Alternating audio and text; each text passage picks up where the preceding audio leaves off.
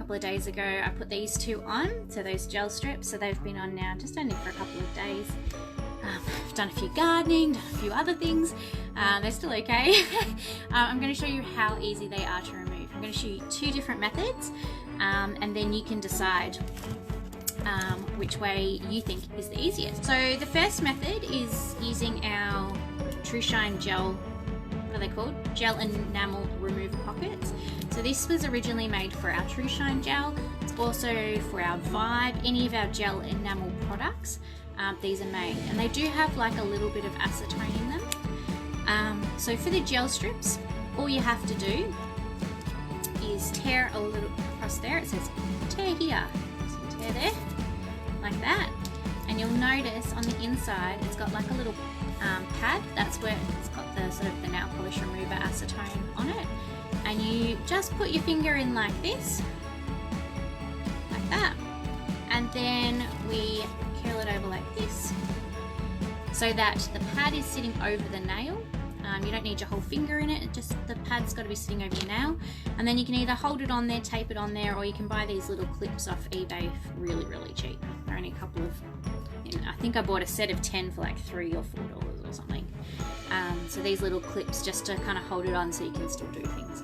So that's one method. The other method that I tend to use more often, just because it's quicker for me, our nail wrap and lacquer remover. So this is our remover. This is acetone free, so I quite like it on my nails. I find that it doesn't dry my nails out, and it's quite good for nail health.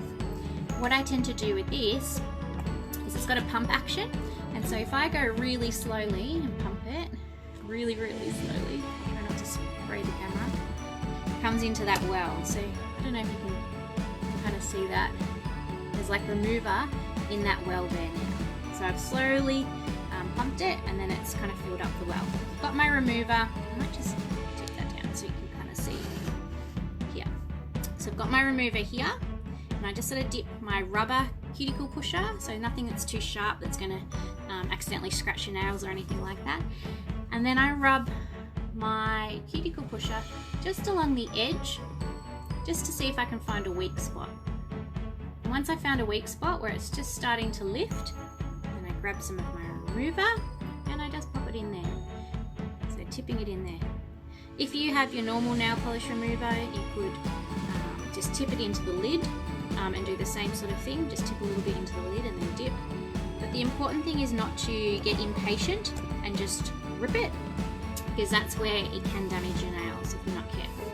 So by just dropping the remover in and letting that work on the adhesive under the gel strip, and then it will just magically slide off. The other thing you'll notice is that I always do it from this side to this side, never from cuticle to tip, and that's because pull this way, you're more likely to actually damage your nail.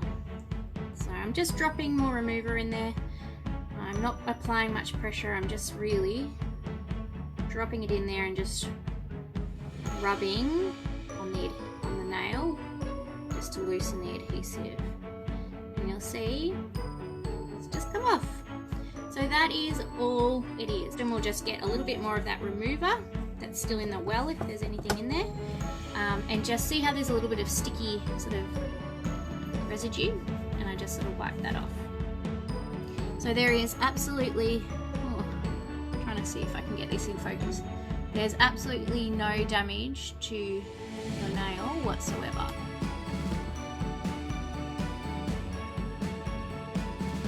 If you did this other method, so you used one of our gel pockets, and then you put it on like that, if you take that off now, you'll see that it's now very wrinkly, and you'll see it just starts to disintegrate and peel off. So usually what I do is grab the inside of the pocket like this, and I just kind of give it a bit of a wipe.